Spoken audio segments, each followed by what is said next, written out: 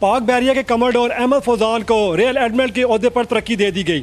ترجمان پاک بحریہ کے مطابق ترقی پانے والے rear admiral Ahmed Fauzan Pakistan navy war college اور نیشنل ڈیفنس یونیورسٹی کے گریجویٹ ہیں، جنہوں نے 1986 میں ویپن انجینئرنگ برانچ میں ایک مشن حاصل کیا۔ ترجمان کے مطابق ریئر ایڈمرل احمد فوزان مختلف کمانڈنٹ اینڈ سٹاف عہدوں پر فائز رہ چکے ہیں اور انہیں سارے امتیاز ملٹری سے بھی نوازا جا چکا ہے۔ ترجمان پاک بحریہ کے مطابق rear admiral Ahmed Fauzan D G maritime technologies complex کا عہدہ سنبھالیں گے۔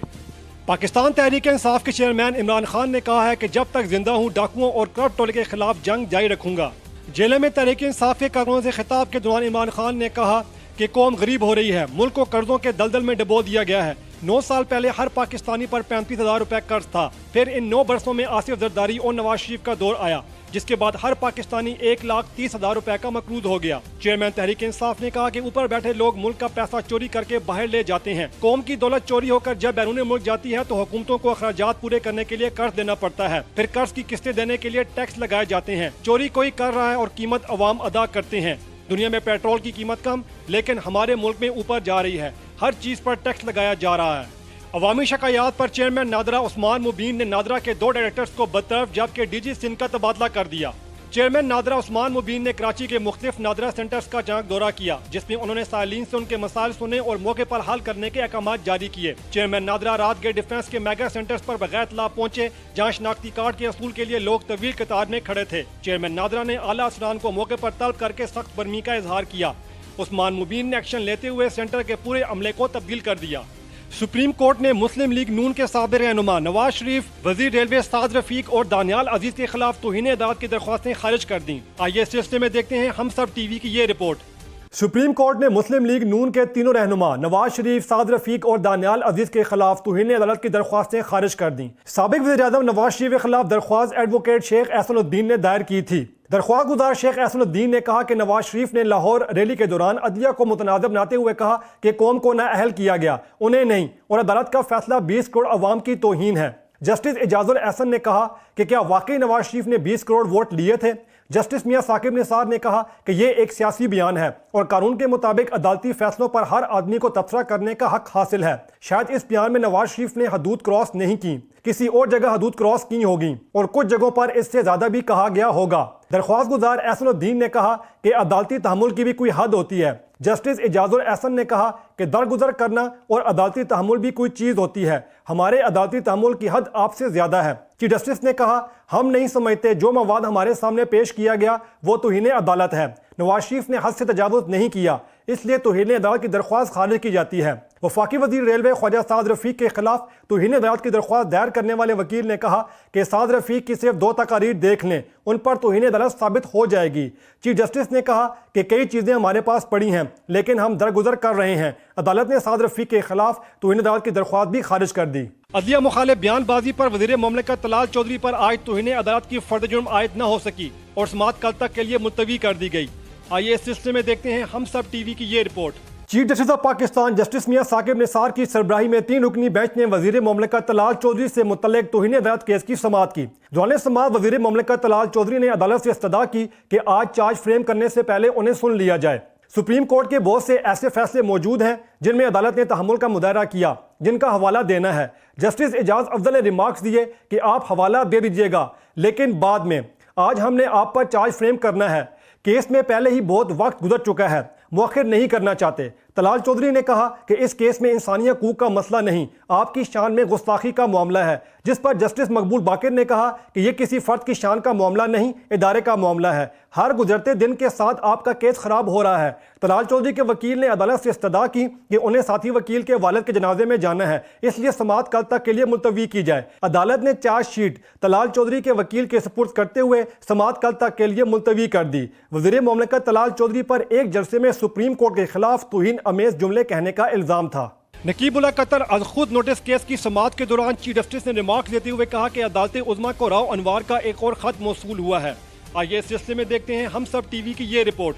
Chief justice of Pakistan justice Saqib Nisar کی سربراہی میں سپریم کورٹ کے 3 رکنی بینچ نے نقیب اللہ قتل از خود نوٹس کیس کی سماعت کی۔ سماعت کے دوران عدالت کے معاون وکیل فیصل صدیقی نے بتایا کہ نقیب اللہ کیس میں 24 ملزمان ہیں لیکن ابھی تک 10 لوگ ہی گرفتار ہوئے ہیں۔ ریاست کی اتھارٹی پر سوال اٹھ رہے ہیں۔ چیف جسٹس نے ریمارکس دیے کہ راؤ انوار کا ایک اور خط آیا ہے، معلوم نہیں خط اصلی ہے یا نقلی۔ خط کو فائل میں رکھوا دیا ہے۔ خط میں راؤ انوار نے کہا ہے کہ ان کے بینک اکاؤنٹ بحال کر دیں۔ پولیس کی رپورٹس تو مل رہی ہیں لیکن کیس میں پیش رفت نہیں ہے۔ چیف جسٹس نے آئی جی سندھ سے استفسار کیا کہ کیا ایم آئی اور آئی ایس آئی آپ کی معاونت کر رہے ہیں، جس پر آئی جی سندھ نے کہا کہ دونوں سیکیورٹی ادارے معاونت کر رہے ہیں۔ اب تک 12 ملزمان گرفتار ہو چکے ہیں، باقی ملزمان گرفتاری کی کوشش کر رہے ہیں۔ پہلی ایف آئی آر منسوخ کر دی ہے، مقدمے کا چالان داخل کر دیا ہے۔ جسٹس عمر عطا بندیال نے ریمارکس دیے کہ ظاہر ہے کہ کوئی نہ کوئی ملزمان کو تحفظ فراہم کر رہا ہے۔ کیا شرپسند انہیں تحفظ فراہم کر رہے ہیں؟ چیف جسٹس آف پاکستان نے کہا یہ ایک بڑا سوال ہے، کیا راؤ انوار سیاسی پناہ میں نہیں ہے؟ جس پر آئی جی سندھ نے کہا کہ بطور ذمہ دار آفیسر یہ نہیں کہہ سکتا کہ راؤ انوار سیاسی پناہ میں ہے، اتنا کہہ سکتا ہوں کہ وہ ہمارے صوبے میں نہیں اور اس کی آخری لوکیشن بھیرا تھی۔ چیف جسٹس نے عدالت کا آئی جی سندھ کو راؤ انوار کی کراچی اور اسلام آباد سی سی ٹی وی فوٹیج ان کیمرہ بریفنگ دینے کا حکم دیتے ہوئے ریمارکس دیے، ہو سکتا ہے کہ سی سی ٹی وی فوٹیج سے مدد مل جائے، ہم وہ دیکھنا چاہتے ہیں۔ عدالت نے آئندہ سماعت پر ڈائریکٹر جنرل ایئرپورٹس سیکیورٹی کو بھی طلب کر لیا۔ کیس کی مزید سماعت اب 16 مارچ کو کراچی رجسٹری میں ہوگی۔ واضح رہے کہ نقیب اللہ کو کراچی میں گرفتار کرنے کے بعد جعلی مقابلے میں 3 مزید افراد کے ساتھ ہلاک کیا گیا تھا۔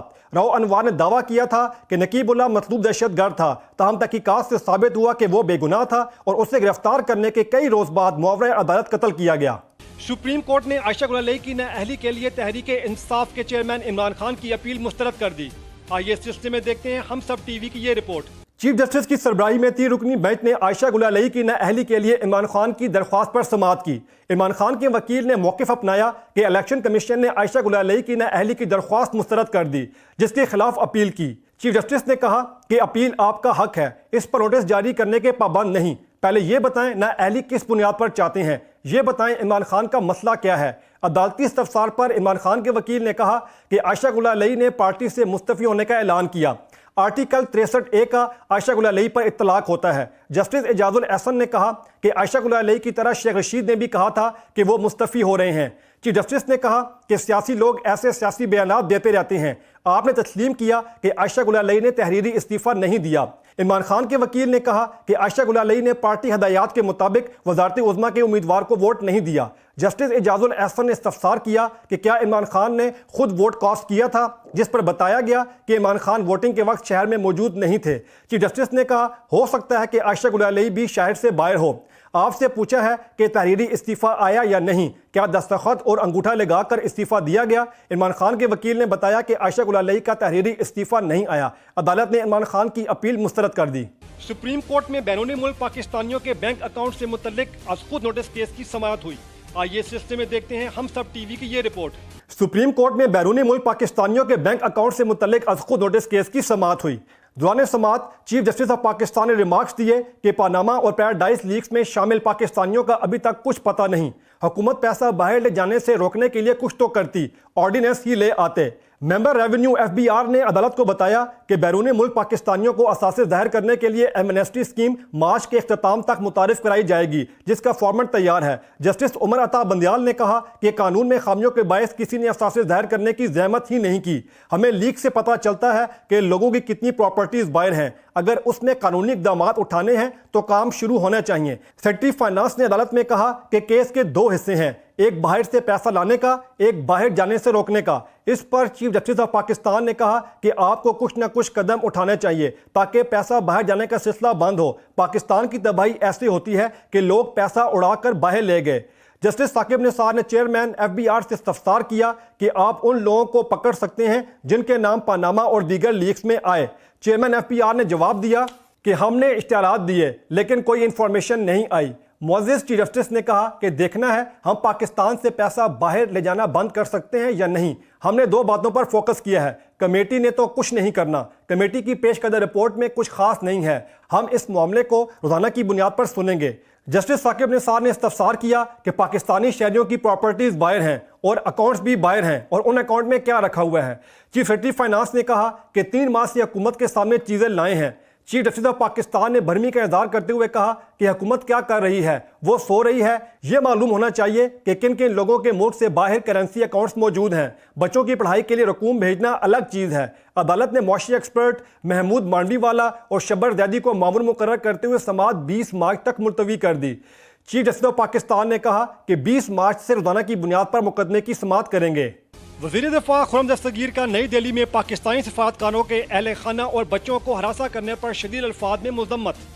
وفاقی وزیر دفاع خرم دستگیر نے بھارتی دارالحکومت نئی دہلی میں پاکستانی سفارتکاروں کے اہل خانہ اور بچوں کو ہراساں کرنے پر شدید الفاظ میں مذمت کرتے ہوئے کہا کہ بھارت وزارت خارجہ سے متعدد بار احتجاج کے باوجود ناخوشگوار واقعات کا سلسلہ جاری رکھے ہوئے ہے۔ بھارتی حکومت اپنی ذمہ داری کا احساس کرے اور پاکستانی سفارتکاروں اور ان کے اہل خانہ کی سیکورٹی کو یقینی بنائے۔ وزیر دفاع خرم دستگیر نے بھارتی حکومت کی طرف سے غیر ذمہ دارانہ رویے پر مزید کہا کہ بھارتی سرکار اپنی ذمہ داری کا احساس کرے اور پاکستانی سفارتکاروں سمیت ان کے اہل خانہ اور بچوں کی سیکورٹی کو یقینی بنائے۔ پیپلز پارٹی نے شین رحمان کو سینٹ میں اپوزیشن لیڈر نامزد کر دیا، جبکہ تحریک انصاف نے ان کی نامزدگی پر تحفظات کا اظہار کیا ہے۔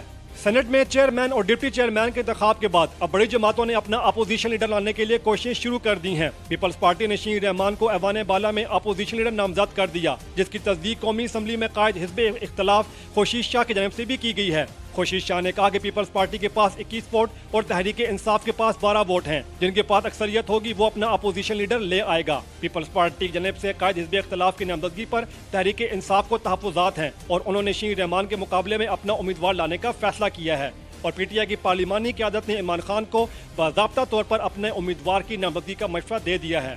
مسلم لیگ نون کے رکن پنجاب اسمبلی رضا نصر اللہ گھمن نے تحریک انصاف میں شمولیت اختیار کر لی۔ فیصل آباد سے مسلم لیگ نون کے رکن اسمبلی پی ٹی آئی میں شامل ہو گئے۔ پنجاب اسمبلی کے موجودہ رکن رضا نصر اللہ گھمن نے ساتھیوں سمیت تحریک انصاف میں شمولیت اختیار کی۔ رضا نصر اللہ نے تحریک انصاف کے چیئرمین عمران خان سے ملاقات کر کے پی ٹی آئی میں شمولیت کا اعلان کیا۔ اس موقع پر رضا نصر اللہ نے کہا کہ ووٹ کی حرمت کے لیے 126 روز کا دھرنا سیاسی تاریخ کا سنہری باب ہے، جبکہ پنجاب میں عوام تبدیلی کے لیے مکمل طور پر تیار ہیں۔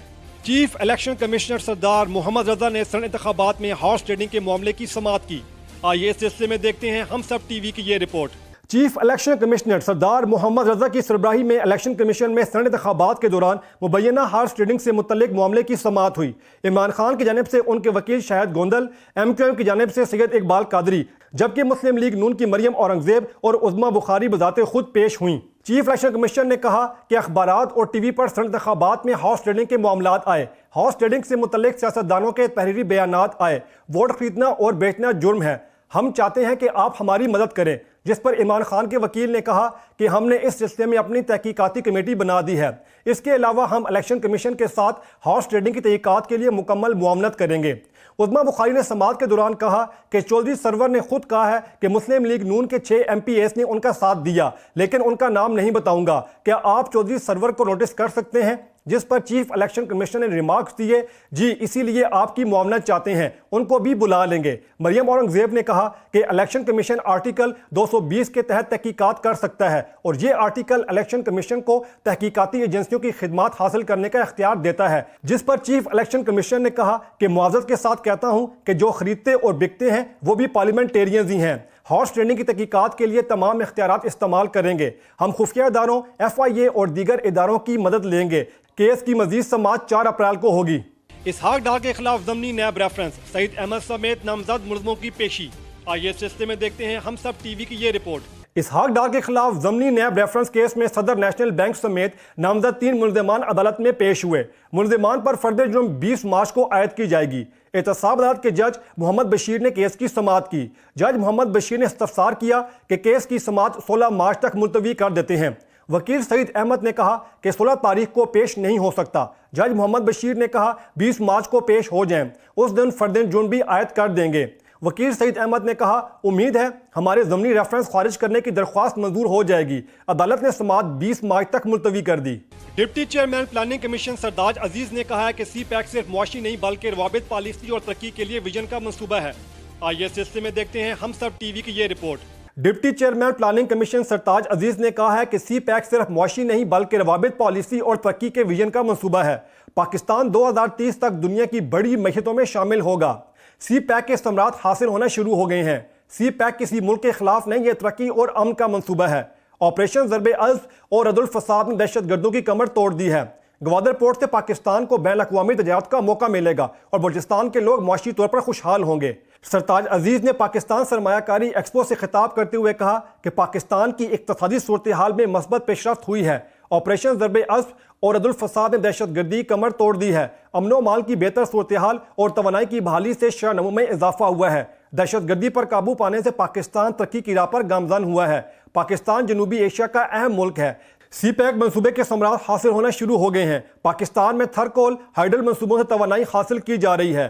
سڑکوں کے ساتھ ریل کے انفراسٹرکچر کو بھی اپ گریڈ کیا جائے گا۔ سرتاج عزیز نے کہا کہ گوادر پورٹ سے پاکستان کو بین الاقوامی تجارت کا موقع ملے گا اور بلوچستان کے لوگ معاشی طور پر خوشحال ہوں گے۔ سی پیک کسی ملک کے خلاف نہیں، یہ ترقی اور امن کا منصوبہ ہے۔ سندھ حکومت نے سیون میں حضرت لاش عباس کندر کے مزار پر خودکش حملے کا مقدمہ فوجی عدالت میں چلانے کا فیصلہ کیا ہے۔ کراچی میں انسداد دہشت گردی کی عدالت میں سنہ 7 کیس کی سماعت ہوئی۔ سماعت کے دوران مقدمے کے تفتیشی افسر نے عدالت سے استدعا کی کہ کیس فوجی عدالت میں چلائے جانے کا امکان ہے، اس لیے مزید کارروائی روکی جائے۔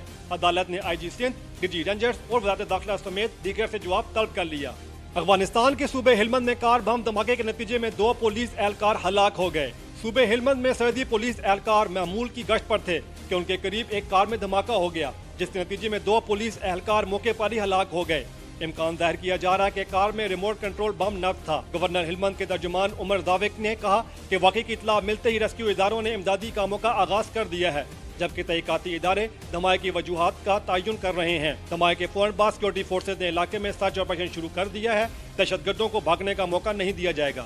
عراقی وزیر اعظم حیدر العبادی کے سیکورٹی انچارج جنرل شریف اسماعیل کو قتل کر دیا گیا۔ اسپیشل فورس کے کمانڈر اور وزیر اعظم حیدر العبادی کے سیکورٹی انچارج شریف اسماعیل کو بغداد واپس آتے ہوئے عسکر پسندوں نے حملہ کر کے ہلاک کر دیا۔ کمانڈر شریف اسماعیل وزیر اعظم کے دورے کے حفاظتی انتظامات کو مکمل کرنے کے لیے صوبے نینوا گئے تھے، جہاں سے واپسی کے دوران عسکر پسندوں نے انہیں قتل کر دیا۔ سیکورٹی ذرائع کا کہنا ہے کہ نینوا کے علیحدگی پسند جنگجوؤں کے گروپ نے ایک چیک پوسٹ پر اس وقت حملہ کر دیا جب جنرل شریف اسماعیل وزیر اعظم کے دورے کے دوران سیکورٹی انتظامات کو آخری شکل دینے کے لیے وہاں ٹھہرے تھے۔ عسکر پسندوں کے حملوں میں شریف اسماعیل موقع پر ہی ہلاک ہو گئے اور ان کے 3 محافظ زخمی ہو گئے۔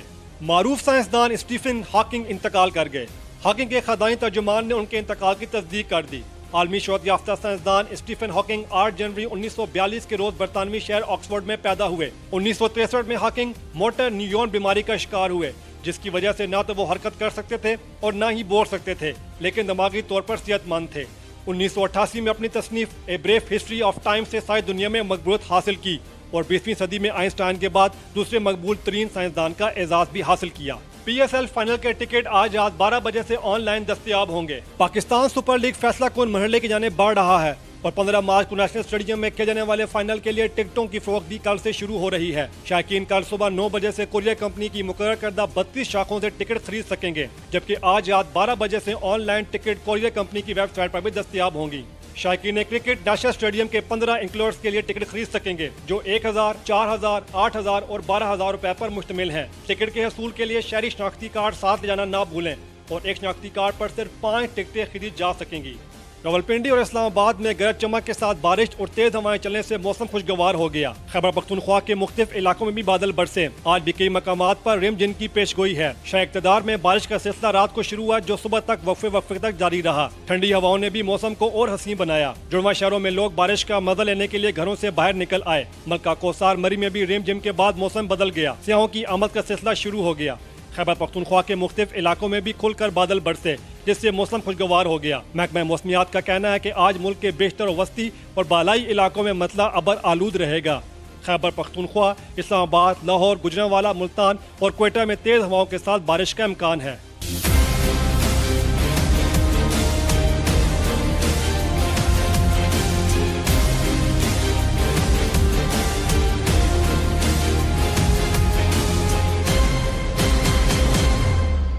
Please subscribe to Hums Up TV and hit the notification icon on the screen to get the latest updates of our channel. Thank you for watching Hums Up TV.